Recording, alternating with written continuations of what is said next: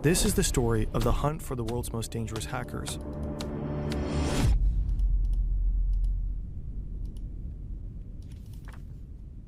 Prologue: The Bears. Once upon a time, there were 5 bears. They all lived in Russia. Each one was different in the things they liked and in the things they did. But they shared one important trait. Interesting. I'll give it a chance, chat. They were all seriously dangerous. There was the fancy bear, elegant, agile, and cunning. Then came the lazy bear, who liked nothing more than making himself comfortable in other people's homes, just to lie in wait. The berserker bear was obsessed with energy, all kinds of energy, and all the things it could be used for. The voodoo bear had mastered an entire arsenal of dark arts. And last, but not least, the toxic bear, definitely not one to mess with. They were all fearless fighters, nasty creatures that sent shivers down the world's spine. Even in the most distant lands, people knew of them and feared them. But there's one more thing all these bears had in common. Their metaphors, Nicknames for special units of Russian intelligence services. These units are made up of hackers, some of the most dangerous in the world. They each have different objectives: to spy, to expose, to wreak havoc. But they're not just a threat to computers or networks. They're a threat to Western democracies.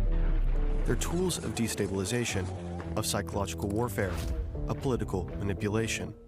They've already made it into the German parliament, into the email inboxes of the country's elected officials. They threw their full weight behind Donald Trump's 2016 campaign. They travel the world, working in the interest of Vladimir Putin's regime. And they've played a key role for years in Russia's brutal war against Ukraine. This documentary reveals who these hackers are, how they operate, and how we can protect ourselves from them.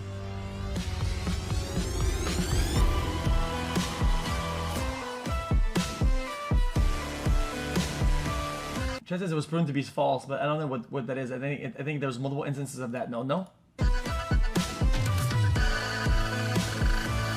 It'd have to be all of it.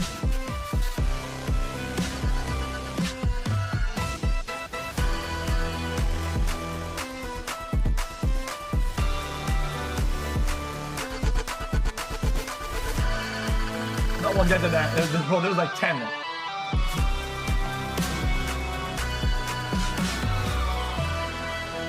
Who's in 1 minute?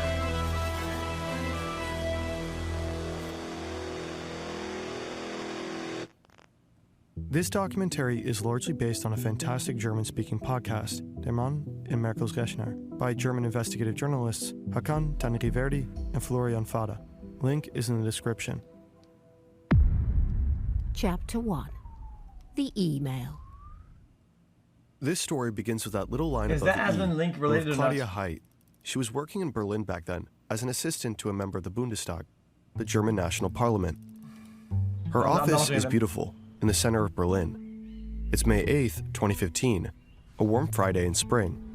The weekend is just around the corner. She's trying to write an email to a colleague named Renee. The accent Aigu doesn't work. Strange. She tries all the usual, opening and closing Word, rebooting her PC. Nothing fixes the issue. The Bundestag has its own internal service hotline for that kind of thing, 117. She tells the IT guys that she thinks her PC got infected with some kind of malware, perhaps a Trojan. But they don't take her seriously. At this point, no one realizes how serious the situation really is. Wait, what? There really was a Trojan on Claudia's computer. That's crazy. She'd been hacked. But it wasn't just her device. While she's still on the phone with 117, hackers are already deep inside the Bundestag systems. They're working on behalf of the Russian Military Intelligence Agency, the GRU. Putin's bears are running wild, right through the very heart of Germany's political system. If all this happened today, Claudia could have just asked an AI assistant, probably way more helpful than that service hotline. With Uda's website app, AI can also help you build your website in seconds. No c- On April 8th, click the link in the description to get started. 8 days earlier, on April 30th, 2015, dozens of MPs and their staffs received an email. It looked official, as if it came from the United Nations. The subject line referenced Ukraine and its economic situation. It's just a year after the annexation of Crimea, Russia's first military incursion into Ukraine. The military operation is now underway in eastern Ukraine. The capital, Kyiv, and other Ukrainian cities have been hit by air and missile strikes over the past several hours. The situation in Ukraine was already a red-hot political issue. You had to stay informed, and if the UN sent something around, Claudia Heidt and many others clicked. That single click was enough. Malware installed itself quietly in the background. No pop-ups, no warnings. The infection was silent. Wait, from that moment on, in the background, Chad, you wouldn't get any sort of download thing, not even a little beep, not a little thing. You could links that can do absolutely nothing. the hackers had access. Their objective was clear: gain administrator. Yeah, they must have used a 0 day to hide the download pop-up or any sort of thing on the window. Like, they must have used another thing to do that as a bridge. It had to. Like, what? Rights. With those, it had the digital equivalent of master keys, access to everything, the power to change anything. And they got what they came for. They broke into areas of the system that should have been completely off limits. That's how they were able to push deeper and deeper until they'd essentially taken over the Bundestag's IT infrastructure. It was a sophisticated operation, carefully planned and executed. The attackers moved laterally, jumping from computer to computer, scanning for valuable information, documents, emails, anything of use. That makes sense. Eventually, they reached two machines inside a parliamentary office of the Conservatives. And not just any office, Angela Merkel's, the German chancellor at the time.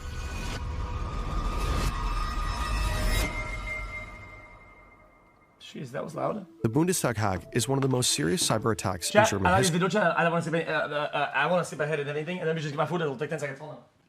Let's get it. It will set off a large-scale international investigation and eventually arrest warrants that had once seemed unimaginable.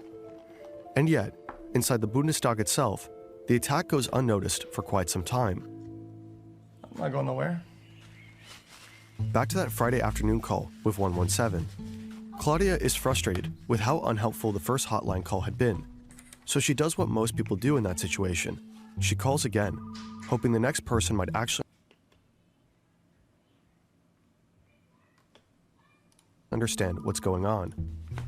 But even the second person on the line doesn't take her seriously. Angry and fed up, Claudia decides to just shut down her PC and go home. It is Friday after all, and the weekend has already begun. Oh, GG.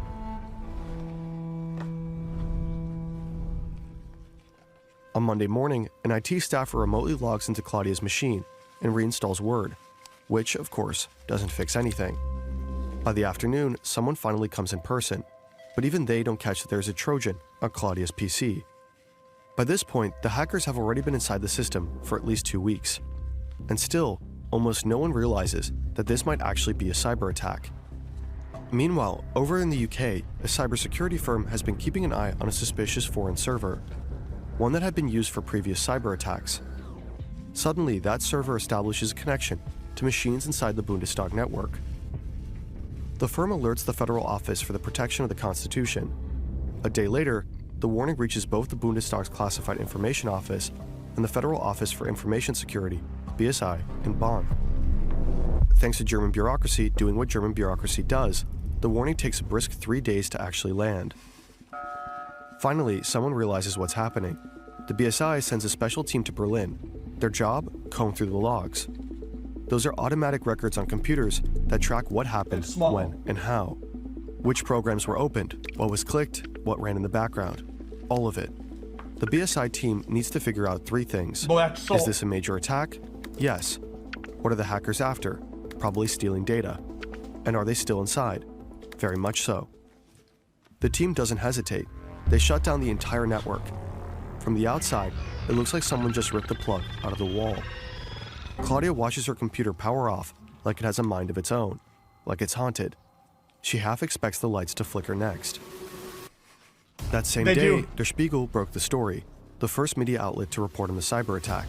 Politicians found out from the news, not from internal channels. From that moment on, chaos took over. Lawmakers were furious. No one could work properly. No emails, no access to documents, no reports. And this isn't a movie. You don't just kick the hackers out and move on. The network is giant, messy, and hard to control. The response team had to fight their way through it, trying to stop any further data theft and wrest back control. It took weeks to clean the system. During that time, MPs and their staff could only use certain parts of the network. No one knew if the hackers were still reading their emails. Important notes were suddenly written down by hand again, just to stay safe. The Bundestag's IT security was clearly overwhelmed. It faced intense criticism in the months after. When the dust finally settles, the investigation into the perpetrators begins, and the trail points to Russia right from the start. On Claudia Hyde's computer... Question, Chad, this sounds insane to say. I don't want to be rude, I don't want to be weird.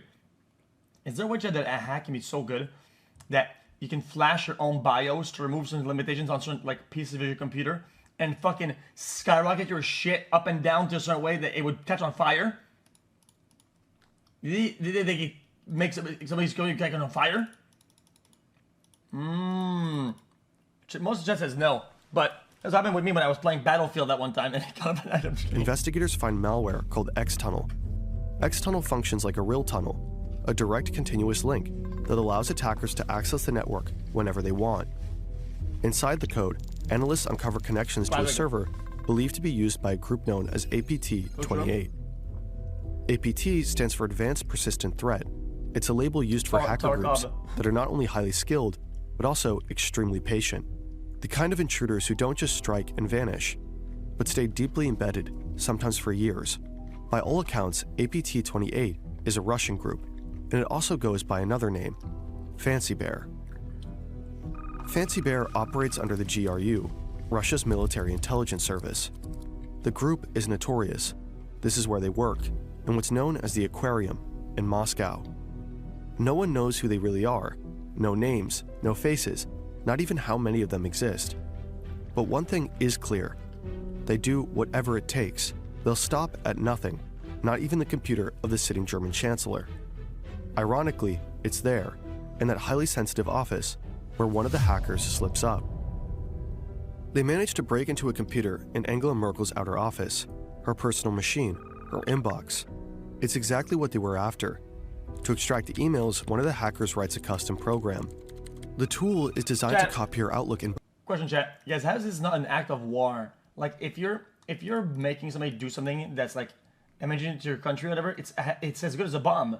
I mean, something that fucks an entire system is as good as a bomb. Literally, it absolutely is, and it can also endanger life, the life of people. It's literally just war. And send that copy to a server they control. The program is called VSC.exe, but there's a problem. While coding, the hackers make a mistake. To locate and extract the files, VSC.exe needs to follow a specific file path, and that path includes the words Abgeordnetenbüro. But the program doesn't recognize the German U. Instead, the character shows up as a garbled symbol, a question mark followed by RO, so the program can't find the folder. For a moment, the entire operation stumbles over the quirks of the German language. Realizing the attack might be exposed at any moment, the hackers panic a little. Under pressure, they decide to rewrite the code. This time, they tell the program, expect German, expect that U. Then they try again. And this time, it works. The tool successfully copies the inbox and sends it out. It's not Merkel's correspondence from the Chancellery, but still a huge win for the attackers. But the hackers messed up. Maybe from the rush, maybe out of nervousness. In the code of the program, investigators later discover a critical detail. The hacker forgot to delete the name of the computer he was working on. The path reads C users Scaramouche. Scaramouche is a clown-like character from Italian theater. People might also recognize the name from Bohemian Rhapsody.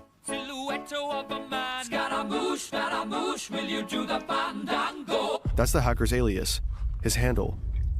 In secret, Scaramouche and his team become high-priority targets. The Federal Public Prosecutor's Office opens an investigation on suspicion of espionage. Who names their hacker computer after something that's recognizable? I mean, I don't get it. Well, even me, I'm not even a hacker, but all my computers were just barcodes. Angela Merkel later calls it an act of hybrid warfare. But publicly, the German government keeps quiet at first. No accusations, no pointing fingers. In total, around 16 gigabytes of data is believed to have been stolen from the Bundestag network, though no one knows for sure. 16 gigabytes doesn't sound like much, right? Just an old USB stick. But in context, it's a lot. Especially if we're talking only emails. 16 gigabytes contains a staggering amount of information. Is that really the end of the world, though? A little espionage here and there, business as usual. Sure, they stole some files, but what could they really do with that? Then came the US presidential election in 2016. Putin's bears shows what they're really capable of. The Clinton campaign won't confirm or deny the veracity of any of the emails posted by WikiLeaks. What lines they're willing to cross, and just how much chaos a few gigabytes can unleash. Chapter 2. The Orange.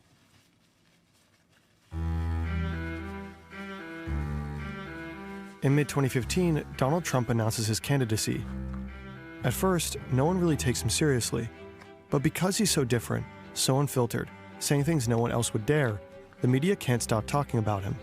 And Mexico will pay for the wall. I could stand in the middle of Fifth Avenue and shoot somebody and I wouldn't lose any voters, okay? One outrageous statement after the next dominates the headlines.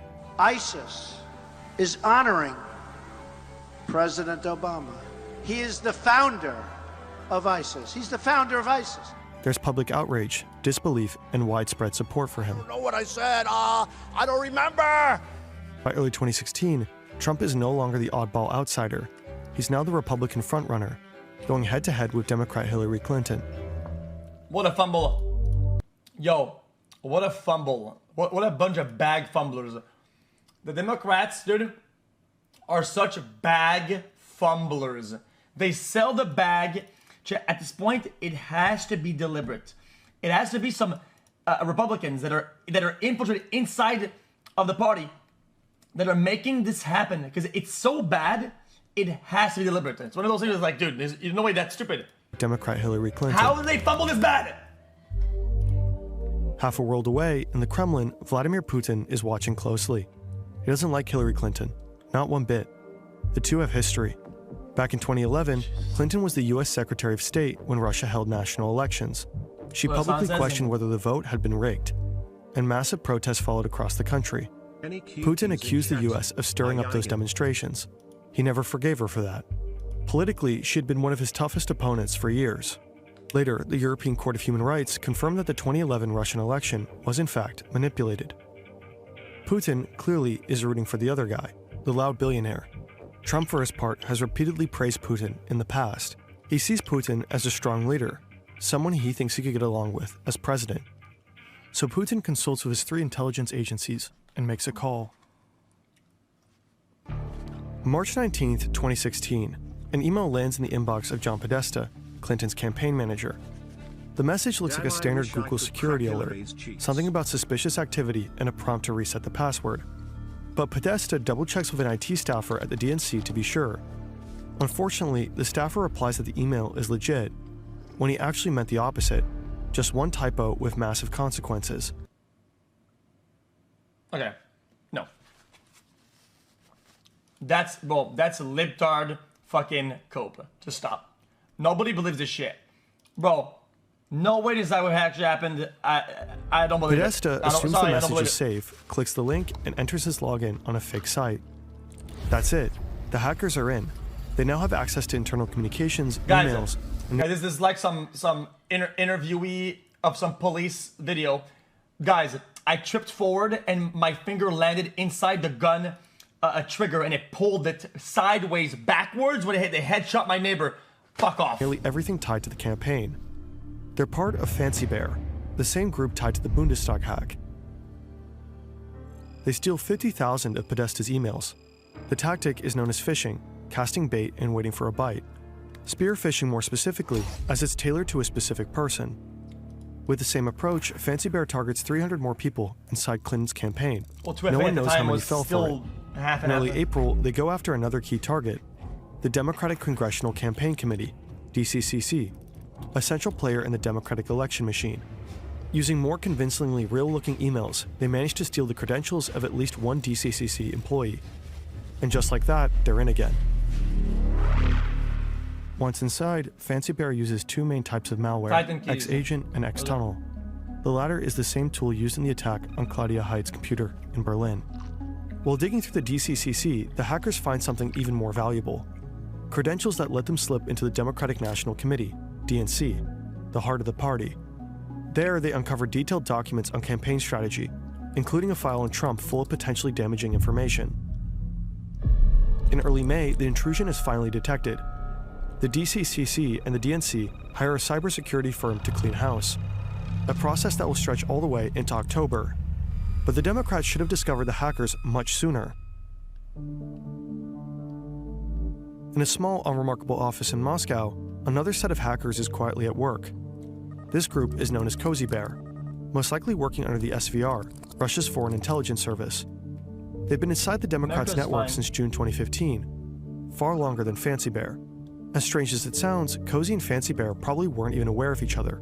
They had different bosses, didn't talk, didn't collaborate. Makes sense. Cozy Bear is known for being quiet and methodical, targeting all kinds of institutions without leaving much of a trace. But this time, someone's watching them. In 2014, Dutch intelligence pulled off an incredible hack. They gained access to surveillance cameras in the very building where Cozy Bear operates. They're literally watching the hackers at work. That's how they realize Cozy Bear is crawling through the DNC's systems. So the AIVD warns the American counterparts early on. That warning eventually reaches the FBI. By September 2015, an agent in Washington calls the DNC to let them know Russian hackers are inside their systems. But the warning goes nowhere. The call lands with lower-level IT staff and is more or less ignored. Senior leadership at the DNC later claimed they didn't even know about it at the time. The hackers could have been discovered much earlier. If anyone had looked more closely at Cozy Bear, they likely would have seen Fancy Bear too. And if that had happened, the summer of 2016 might have unfolded quite differently. But it didn't. Back to spring 2016. Yeah. Fancy Bear launches a website. Classic IT shit where, like, if this is true, it makes them look bad. They look for everything that it's like to believe that it's not true type shit, and it goes into a loop of like nothing. Just bro, DCleaks.com. This is in some. And starting in June, they begin dropping bombshell after bombshell. They invent a fake identity, Guccifer 2.0, a supposed Romanian lone wolf behind all the leaks. Guccifer gets a blog, reaches out to journalists, and offers up stolen files. The DNC hack dominates the headlines. It becomes breaking news on TV. Suddenly, internal dirt from within the Democratic Party, rumors, backroom deals, tensions is out in the open. It's a major blow to Hillary Clinton's campaign. The emails appear to show the DNC clearly favoring Clinton over Bernie Sanders, even though they were supposed to stay neutral. There's content about what she earned for Wall Street speeches, and even an alleged anti-Catholic bias. Trump jumps on the scandal. At a rally, he famously says, Russia, if you're listening, I hope you're able to find the 30,000 emails that are missing. I think you will probably be rewarded mightily by our press. At that point, Clinton is already under pressure over her use of a private email server while serving as Secretary of State. The FBI confirms she also deleted private emails from that account, which makes people believe that she's hiding something. Trump seizes the moment, tying that controversy to the flood of new leaks. That very same day, Fancy Bear sends 76 spear phishing emails to Clinton's staff. The impact of the leaks on Clinton's campaign is huge, maybe not the deciding factor, but they definitely give Trump a boost, over and over again. What started as chaos turned into something more focused, a clear attempt to help Donald Trump. Just over a month before Election Day, the hackers hand over John Podesta's emails to WikiLeaks. And then, week after week, those emails are released strategically, some more dramatic than others, but all grabbing headlines. The constant drip of leaked material creates a lasting impression. If they leaked everything at once, a lot of it would go in the wind, but drip feeding it is crazy. I mean, something shady is going on inside the Democratic Party. Clinton loses momentum. She's forced to shift her message and constantly defend herself, in the press and directly against Trump in public debates. The leaks are part of something bigger. Fancy Bear is supported by a digital army of trolls. For example, operating out of this building in St. Petersburg. They flood social media with manipulated content and polarizing posts. Some even succeed in organizing real-life protests across multiple US cities. Hillary Clinton loses. Donald Trump becomes president. It's nearly impossible to measure how much influence the hacks and disinformation had, whether they tipped the scales. But many experts like Kathleen Hall-Jamieson agree they had an impact. How do you fumble this bad? Just chat, put that in the Hall of Fame. Put all of the fucking the left's fumbles, put that in the Hall of Fame. They're all top 10s. Like, it's crazy. Russia, to some extent, successfully interfered with the 2016 US election. It's widely seen as the most effective hack and leak operation ever pulled off. Steal data, release it strategically, and fan the flames of chaos. The idea that states spy on each other isn't new, but taking that intelligence and throwing it into the public to deliberately sway an election, that's something else entirely. If hackers can get their hands on internal data, release it at the perfect moment, and shape public opinion, what does that mean for the future of democracy? If a foreign power can mess with the core of another country's democratic process, that's not just hacking, that's destabilization. And it's part of a broader pattern made to erode public trust in democratic institutions. Democracies are at a disadvantage in this fight.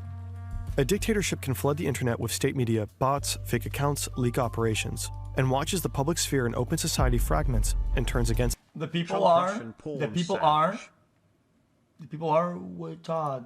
It is what it is. I mean, dude, even if, bro, it just sucks that we're in this thing where, like, if you flood it full of dog shit, bro, it trumps the truth. It doesn't matter. It causes so much damage if people are brain dead. I mean, itself. What can you do? Meanwhile, inside the authoritarian it's an uphill battle. Nothing wobbles. Dissent is crushed quickly and publicly. The United States only realizes what just happened after the elections have already passed. The CIA, FBI, and NSA compile their findings in a highly classified report. In early 2017, a redacted version is released to the public. One sentence stands out as especially alarming. We assess that Moscow will apply lessons learned from its campaign aimed at the US presidential election to future influence efforts worldwide. The sheer aggression and scale of these cyber operations, especially in the US, opens many people's eyes. They realize this isn't just spying, it's sabotage. In Germany, alarm bells start ringing too. There's a federal election coming up in 2017. What does all of this mean for them? Then, a new website pops up, btleaks.com. BT like Bundestag, just like dcleaks.com. Suddenly, everyone is on edge. Variations like btleaks.org start appearing too. German authorities notice that someone is registering these sites, and panic starts to set in. Is the world about to see a repeat of the US playbook? In early May 2017, Angela Merkel travels to Russia for the first time since the Bundestag hack. She meets Putin at his summer residence in Sochi. There, she confronts him. Putin insists that Russia never interferes in the internal affairs of other nations. Merkel replies firmly, "I assume that German parties will handle their election campaigns among themselves." A clear warning, stay out. In the end, the 2017 German election isn't rocked by any major... Let's be honest. They all do it, and they all try to do it, and everybody tries to be the best at it. But if you end up being the victim of something, now you can play victim, like, oh my God, I would never do this. Stop, please. You guys are doing this, bro. You're all trying. Everybody's trying to leaks. Do it. Come on, bro. To this day, no one knows for sure what happened to the stolen 16 gigabytes from the Bundestag hack. It's gamified, literally. There's never been a single public leak directly tied to that data. But then again, maybe there doesn't need to be. Maybe the information was used in some other way. Quietly. Tactically. Meanwhile, the hunt for Scaramouche continues. It'll be a while before his identity is finally confirmed.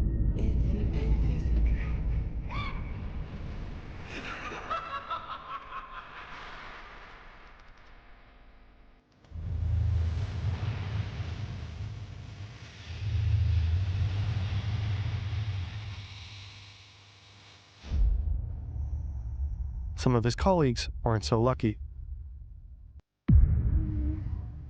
Chapter 3: The Cleaning Crew.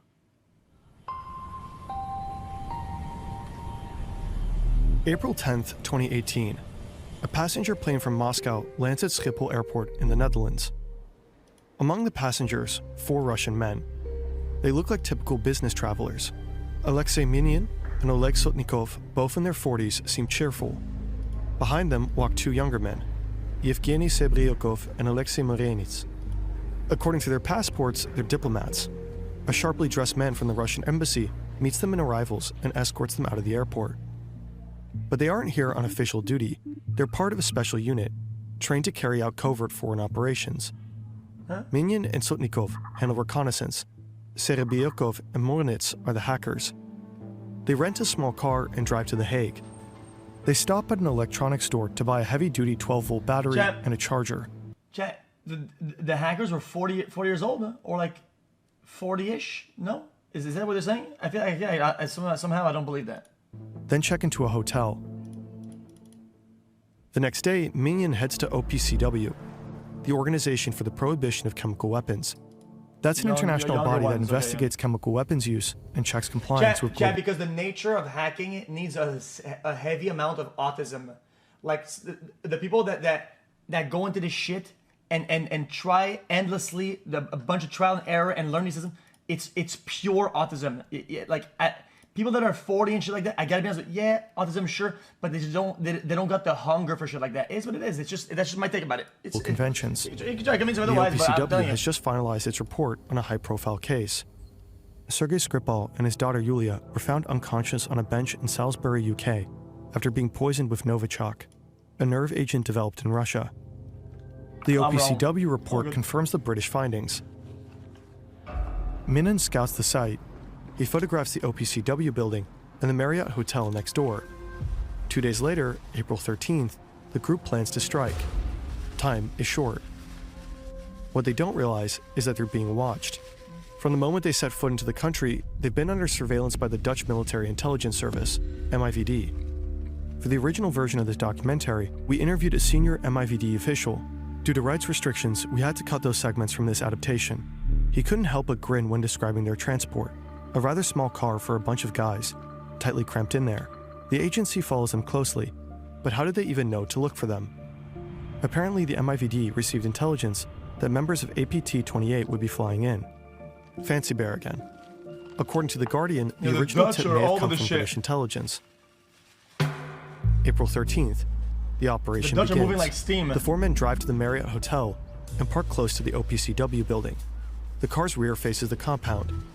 The trunk is packed with equipment. The battery and a voltage regulator power a computer, which is connected to a laptop in the front. Serebryakov and Morinets use it to execute the hack. The key component is a flat panel Wi-Fi antenna hidden under a jacket, connected via USB. It mimics the OPCW's real Wi-Fi network. Devices inside might auto-connect, believing it's legit. What? Once they connect, the hackers can steal credentials.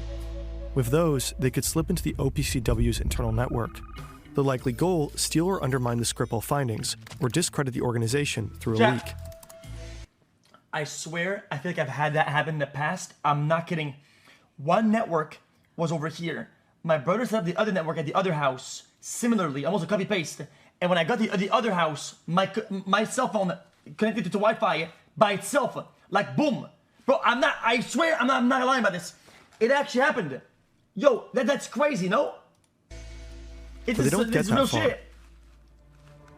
Dutch authorities move in. Two unmarked vehicles roll quietly onto the lot. But they were both different Wi-Fi's though. Then, sudden action. Doors fly open. The four men are taken down.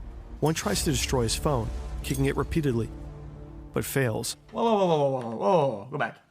The lot. Then, sudden action. Doors fly open. The four men are taken down. Well, that's too late. One tries to destroy his phone, kicking it repeatedly, but fails. Then comes the search. There's a plastic bag filled with trash from their hotel room, beer cans, receipts, a half-hearted attempt to cover their tracks. Also, 20,000 euros and $20,000 in crisp bills. Most incriminating of all, a taxi receipt in Morinense's bag, documenting a ride from the GRU barracks to the airport on the day of departure. The team's devices tell an even bigger story. One phone was activated just the day before their trip. Its first signal pinged a tower right next to the GRU headquarters. The laptops reveal a broader mission trail,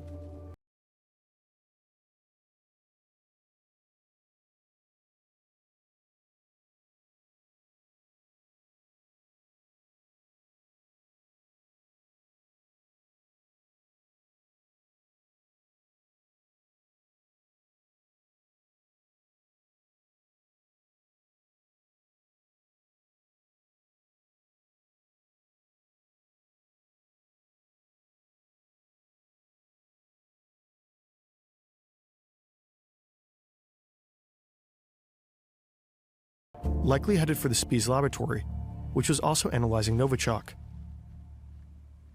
Sometimes hackers need to get physically close to their targets. Sending phishing emails isn't enough.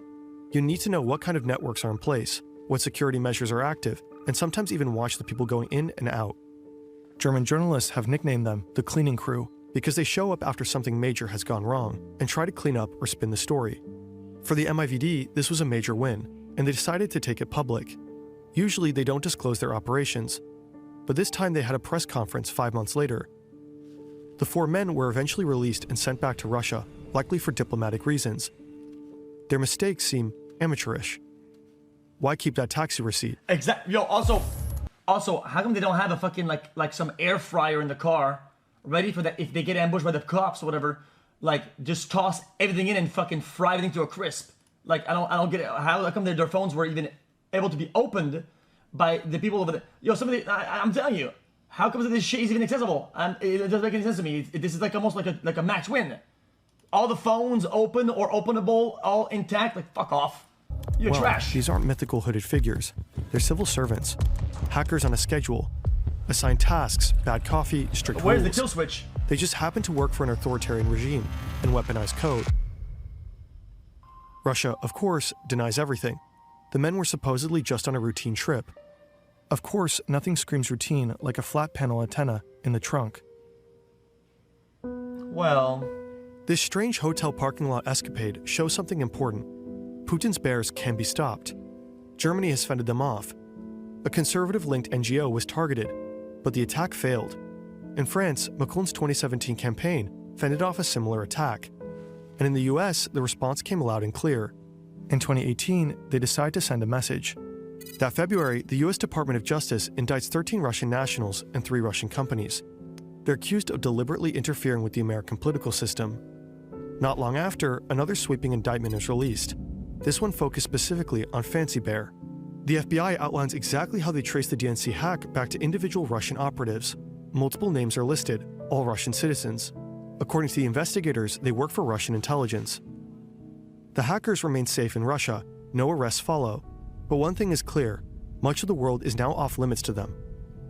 And this isn't just about naming names. It's a clear line in the sand. There are boundaries, and these operatives cross them. One name stands out to German investigators. One of the men listed is believed to use the alias Scaramouche, the same alias linked to the VSC.exe program. His real name is Dmitry Badin. Yeah, see, young dude. He's the man who broke into Angela Merkel's computer. Today, he's 32 years old. Investigators found out quite a lot about him.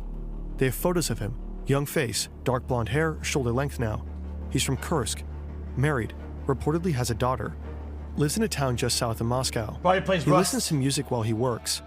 Russian rock, techno. According to forensics, he even streamed football matches while hacking.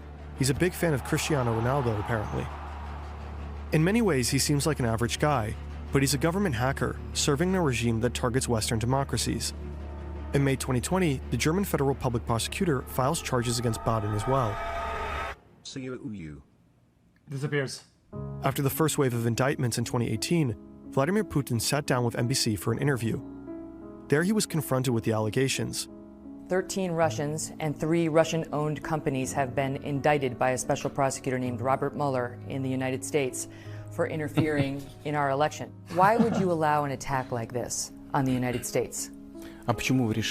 Why have you decided the Russian authorities, myself included, gave anybody permission to do this? If the 13 Russian nationals plus 3 Russian companies did in fact interfere in our elections, is that okay with you?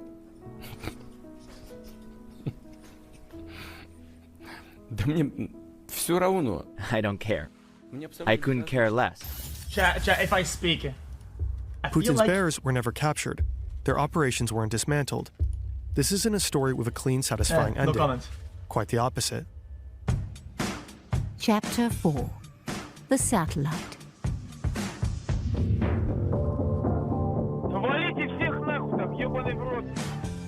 February 24th, 2022. A cold night in Moscow. The day has barely begun.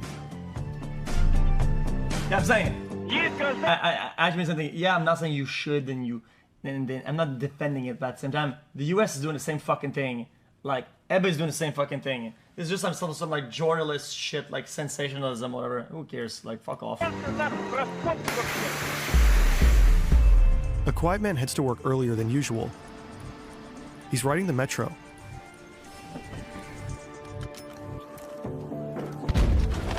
I mean, how? Bro, please. At Polizhayska station, he gets off. From there, it's a 10-minute walk.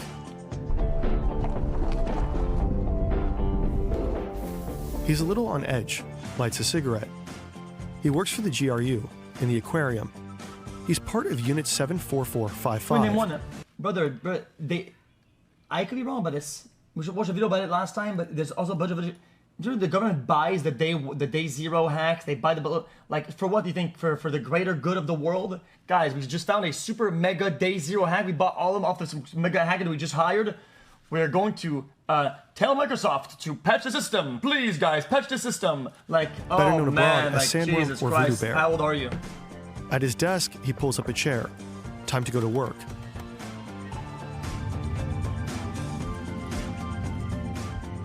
He and his colleagues have spent months preparing for this moment. Now it's just a few final clicks. Yes, they do. I work in the government. Okay, thank you, man.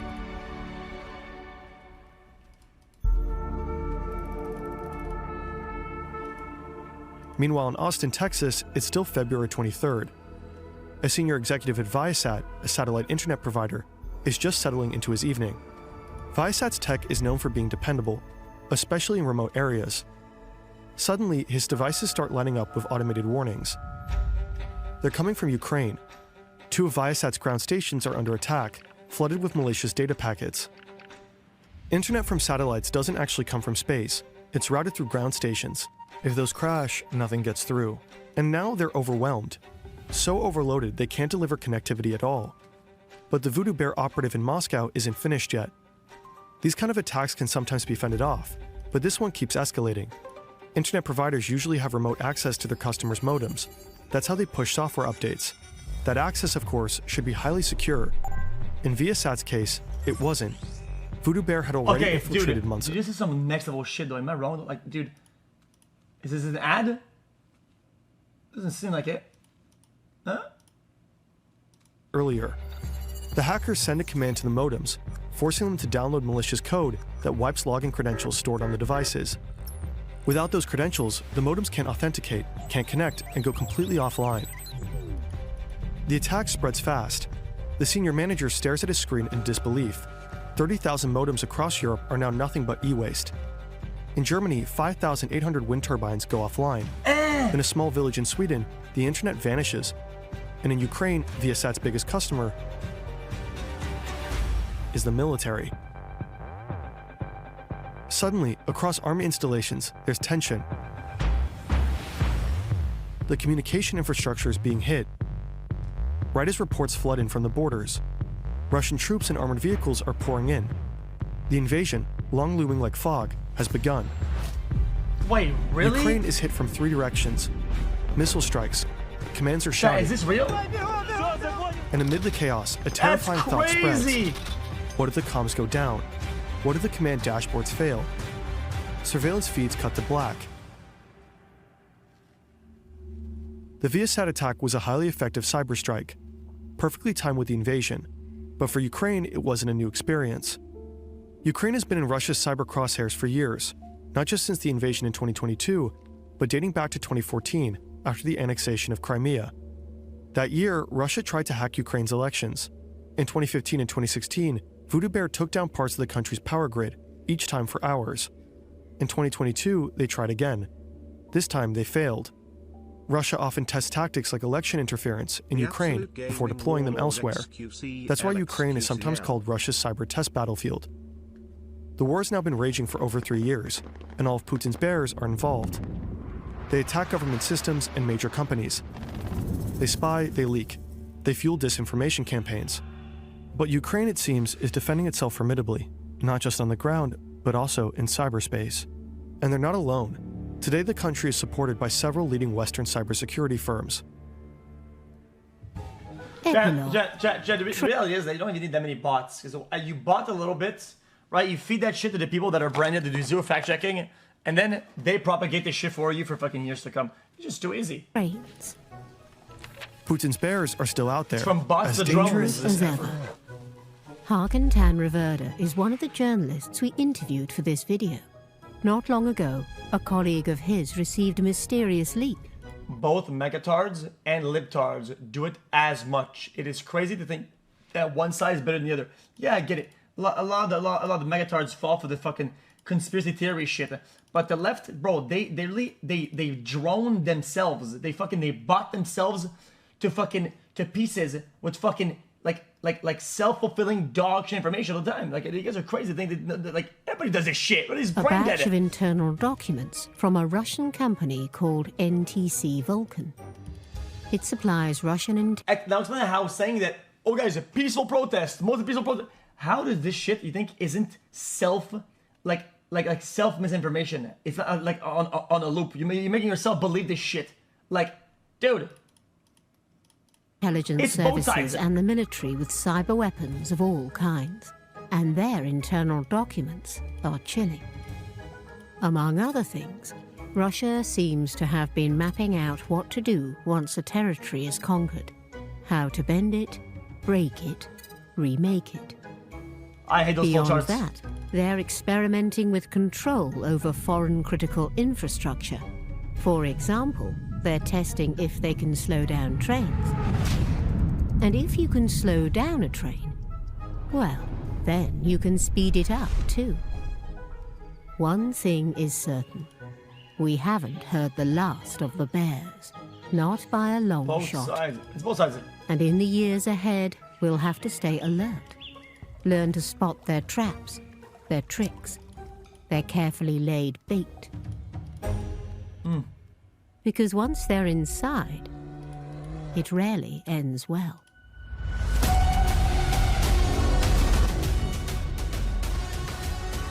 Jesus. I enjoyed the video actually. I think the video was great. Hopefully there wasn't a lot of bad information. This guy actually, out of all videos that have sources, this guy usually names some like forensic analyst, book writer type shit, and not some like something I found on the internet. It seems to be a little bit of a level +1 in terms of research depth compared to other YouTubers. I will give him a lot of credit for that.